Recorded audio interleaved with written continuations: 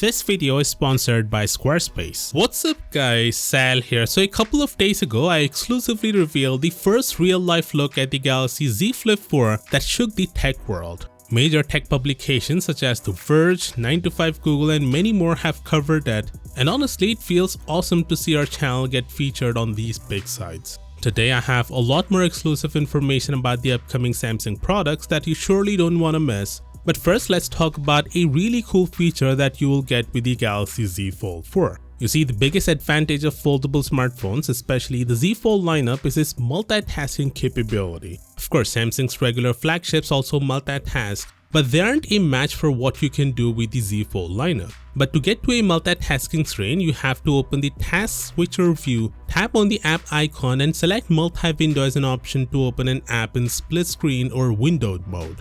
As you can see, it takes a few steps to get there, and even though some people are okay with it, there's definitely room for improvement.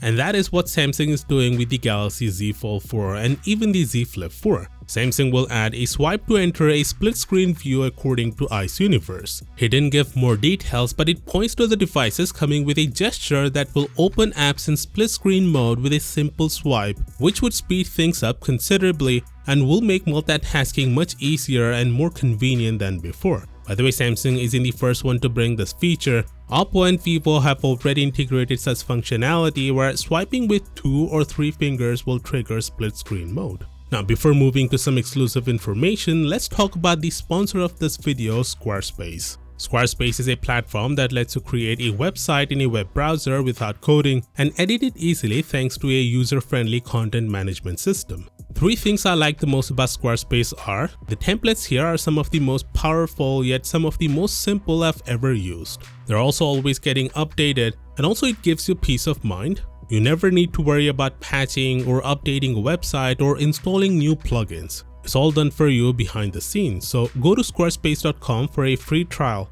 and when you're ready to launch, go to squarespace.com/techtalktv or use the coupon code techtalktv to save 10% off your first purchase of a website or domain.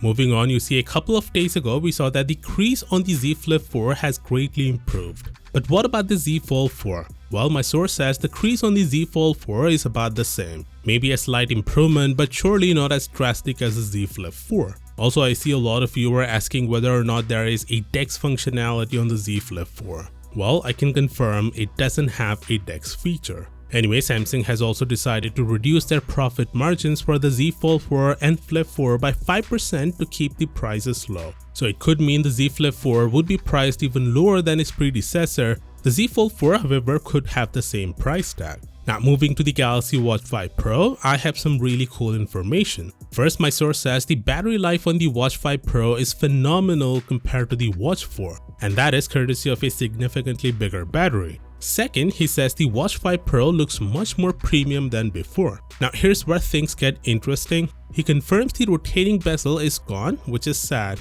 but Samsung is making up for it by introducing a new way to interact with it. First, the Watch 5 will look like the Watch 4 with a flat screen, but the Watch 5 Pro will have a concave type bezels, as in the bezels bump outwards. This will help your fingers to swipe along the edges of the screen without accidentally touching the screen. Plus, it also gives haptic feedback, which makes you feel like you're rotating a real thing. I know it's hard to imagine without showing you the actual photo, which I'll do when the time is right, but for now my source mentions that this new touch input is so cool that he's completely okay with leaving the rotating bezel behind. As always, I'll keep you posted when I hear more about it, and as always, I'll see you tomorrow.